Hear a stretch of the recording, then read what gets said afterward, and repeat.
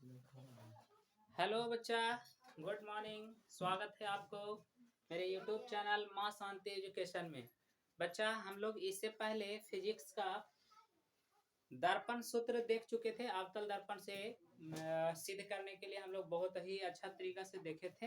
ये वीडियो बना हुआ है, दर्पण सूत्र किस तरीका से मतलब सिद्ध किया गया है, बहुत ही अच्छे ढंग से, है ना। एक बार देख लीजिएगा तो वो भी आपको क्लियर हो जाएगा। मैट्रिक एग्जाम में अक्सर 5 नंबर में वो प्रश्न को पूछा जाता है, ठीक है। तो उसी से एक संबंधित जो है मतलब अवतल दर्पण से ही एक छोटा सा फॉर्मूला आवर्धन है ना। आवर्धन का जो फॉर्मूला होता है एम बराबर माइनस बी बटा यू, इसको आज हम लोग सीधा देखेंगे कि कैसे इसका आंसर आया हुआ है, ठीक है बच्चा।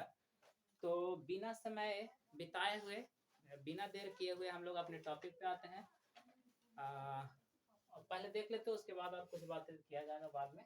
तो देखो प्रश्न क्या है बच्चा। अवतल दर्पण से m बराबर माइनस v बटा u सिद्ध करें, ठीक है। कौन सा दर्पण से? क्या उत्तल से नहीं हो सकता था? होता उससे भी, है ना। दर्पण सूत्र उत्तल से नहीं होता, होता उससे भी। तो बाबू हम लोग के एक रास्ता पकड़ लेते हैं, उससे अपना आराम से सिद्ध कर लेते हैं, है ना। 10 में तो बस सिद्ध तो करना है, इसको आराम से देख लेते हैं कोई एक दर्पण से। तो अवतल दर्पण से हम लोग देख लिए। तो आप देख रहे हैं बच्चा, ये है आपका अवतल दर्पण। एम एन क्या है? एम एन अवतल दर्पण है, जिसमें पी जो है बाबू ध्रुव है। क्या है? पोल, ध्रुव। और वस्तु को रखा गया है सी और एफ के बीच, यानी वक्रता केंद्र और मुख्य फोकस के बीच में वस्तु को रखा गया है, जिसका वस्तु का नाम है ए बी, है ना। और बच्चा आप कह सकते हैं कि ए बी जो है, इसी को ना एच कहेंगे, हाइट ऑफ ऑब्जेक्ट। मतलब समझा कि वस्तु की ऊंचाई को एच से सूचित कर रहे हैं, लेकिन वस्तु की दूरी को यू से सूचित कर रहे हैं। देख लो, है ना। तो हाइट ऑफ ऑब्जेक्ट को एच से सूचित कर रहे हैं। और जस्ट आप देख रहे हैं कि सबसे कटने के बाद, रिफ्लेक्ट होने के बाद, कट रहा है सी के बाद, यानी प्रतिबिंब बन रहा है अनंत और सी के बीच। वस्तु सी और एफ के बीच रखा हुआ है, तो प्रतिबिंब बन रहा है कहाँ बच्चा? वक्रता केंद्र और अनंत के बीच बन रहा है, ठीक है। तो आप देख रहे हैं ए डैश बी डैश क्या है बच्चा? प्रतिबिंब है। तो प्रतिबिंब ए डैश बी डैश है, और यहाँ से पोल तक की दूरी को प्रतिबिंब की दूरी कहते हैं, जिसको भी से सूचित करते हैं। अब अवतल में अक्सर माइनस होता है ये भी, और माइनस में होता है यू भी, ठीक है। सारा लिख दिए हैं बच्चा। ए डैश बी डैश जो है, इसका हाइट कितना है? तो ये है प्रतिबिंब ना, इसीलिए इसको हाइट ऑफ इमेज कहते हैं। क्या? एच आई या एच डैश से सूचित किया जाता है। और जैसे कि हम चिन्ह परिपाटी में बताए थे कि मान के चलो कि कोऑर्डिनेट है, जिसमें ऊपर की ओर जाता है तो पॉजिटिव धनात्मक होता है, और नीचे की ओर ऋणात्मक होता है। तो बाबू आप देख के बताओ, तो वस्तु की ऊंचाई ये वाला अक्षवा से नीचे है कि ऊपर? ऊपर है। तब ऊपर है तब प्लस में रहेगा कौन? वस्तु की ऊंचाई। वस्तु की ऊंचाई रहेगा, दूरी नहीं। दूरी तो हमेशा अवतल में रहेगा क्या? नकारात्मक ही रहेगा, ठीक है। लेकिन प्रतिबिंब की जो हाइट है वो नीचे की ओर है, तो ये हमेशा क्या होगा? ऋणात्मक होगा। तो ये चीज आप समझ चुके थे। तो देखते हैं थोड़ा सा क्या लिखना था सिद्ध करने के लिए। हाँ, एक चीज और भी देख सकते हैं कि यहाँ से जब ये आया तब पोल से रिफ्लेक्ट हुआ, तो ये आने वाला किरण था, आने वाला किरण के साथ जो कोण बनता है वह कहते हैं आपतित कोण, है ना। आपतन कोण कहते हैं जिसको। और ये जाने वाला के साथ जो कोण बनता है उसको कहते हैं प्रवर्तन कोण। तो आपतित कोण और प्रवर्तन कोण ऐसे भी बराबर होता है। बोलो सही बात है कि नहीं? पढ़े प्रकाश के प्रवर्तन के नियम में ये दोनों बराबर होता है। इसीलिए ये चीजों को भी देख लिए कि आई जितना है उतना ही आर होगा। क्लियर? तो देख लो तो यहाँ बाबू प्रूफ में क्या चल रहे हैं कि ए भी एक वस्तु है। दाम बात सही है कि ए भी वस्तु है कि नहीं? एम एन अवतल दर्पण है, दम सही बात है। एम एन अवतल दर्पण है। ए डैश बी डैश प्रतिबिंब है, दम सही बात है। और भी बहुत सारी चीजें लिख सकता था कि एफ मुख्य फोकस है ना। सी वक्रता केंद्र है, प्रतिबिंब सी और एफ के बीच बना हुआ है। सॉरी, वस्तु सी और एफ के बीच रखा हुआ है, प्रतिबिंब सी और अनंत के बीच बना हुआ है ना। प्रतिबिंब की दूरी माइनस भी है, वस्तु की दूरी माइनस यू है। इस तरीका से आप बहुत सारी चीजें लिख सकते थे, लेकिन हम इतना लिख के काम चला रहे हैं, ठीक है। आप समझ भी चुके, इतना बोल दिए। तो आगे देखिएगा, बीपी, बीपी क्या है? बीपी देख के बताओ। बीपी तो बाबू ये वास्तु है, यहाँ से यहाँ के दूरी को ना कहते हैं वास्तु की दूरी। तो बताओ तो बीपी वास्तु की दूरी है, और वास्तु की दूरी को यू से सूचित करते हैं, माइनस यू है। बिल्कुल सही बात है कि नहीं? तब बीपी जहां भी जरूरत पड़ेगा वहां पे माइनस यू रखेंगे कि नहीं रखेंगे। उसी प्रकार से बी डैश पी, देखो बी डैश पी बोलो तो ये है प्रतिबिंब, और यहाँ से यहाँ की दूरी को कहते हैं प्रतिबिंब की दूरी, यानी प्रतिबिंब की दूरी को माइनस से हम लोग भी से सूचित करते हैं।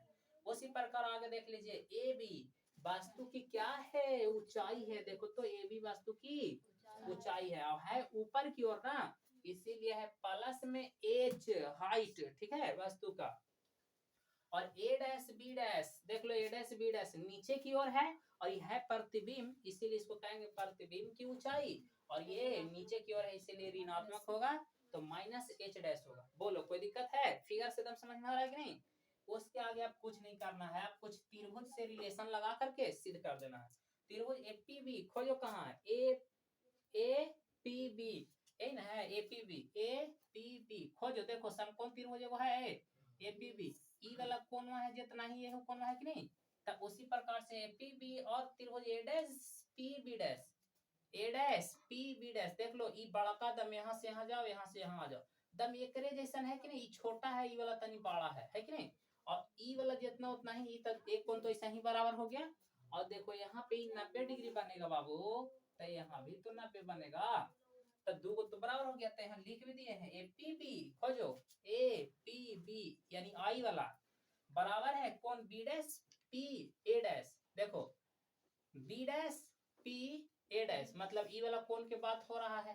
पी देखो ना, दोनों में पी ना बीच में है, तब पी के बात हो रहा है कि नहीं? और दोनों बराबर है तो एक चीज तो हुआ। और हम क्या बोले? समरूप होने के लिए दो कौन बराबर होना चाहिए, तो उसकी भुजाएं क्या होता है? अनुपातिक होता है। क्लियर? तो एक तो दिखा दिए कि कौन पी पी यहाँ पर वाला बराबर है, एक चीज और दिखाना है, कौन ए बी पी, देखो ए बी पी यानी ई वाला है ना, बराबर है ए डैश बी डैश पी का, ए डैश बी डैश पी का यानी ई वाला का 90, तो हो 90। तो यही इसीलिए कहे समकोणिक है। समकोण के मतलब होता है कितना? 90। ठीक है, तो बस बात खत्म हो गया। दुए को पे तो बातें था, तब जब दोनों क्लियर, दो को बात पता चल गया कि है बराबर, इसीलिए कहेंगे त्रिभुज ए पी बी और त्रिभुज ए डैश पी बी डैश समरूप है। क्या है बाबू? समरूप। और जब समरूप होता है तो भुजाएं अनुपातिक होता है। अनुपातिक मतलब उसका वाला बड़का वाला बटा छोटका वाला, उसका बड़का वाला बटा छोटका वाला, इस प्रकार से। तो देख लो तो बच्चा दम ध्यान से, ए डैश बी डैश देखो इस त्रिभुज का लंब है कि नहीं, है ना? ए डैश बी डैश, और बटा छोटका त्रिभुज का लंब ए बी है कि नहीं? रख दिए। उसी प्रकार से अभी बड़का के ले लो बड़का, और छोटका के ले लेंगे छोटका। तो देखो बड़का के पी बी डैश और छोटका के बी पी, देखो है ना, बटा में अनुपातिक ले लिए। बात समझ में आ रहा? इसके बाद अब कुछ नहीं करना है, सब के मान आपको पता है। बताओ तो ए डैश बी डैश कितना है? माइनस एच लिख दिए। बताओ तुम ए बी कितना है? प्लस में एच लिख दिए। उसके बाद बराबर में इधर जाओ, पी बी डैश कितना है? देखो पी बी डैश कितना है बाबू? माइनस में भी लिख दिए।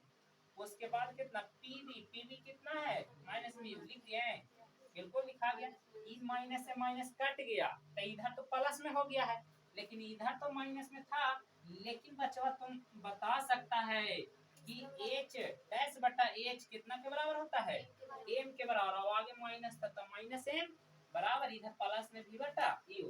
अब ये कहता है कि हम माइनस उनस में ना रहो, उधर लेके चल जाओ, तो एम के रोक लिया और माइनस उधर गया तब पूरा का माइनस कर देता, माइनस भी बटा यू। यही बाबू आवर्धन बराबर सूत्र होता है, जिसको हम लोग को सिद्ध करना था, सिद्ध भी कर दिए, है ना?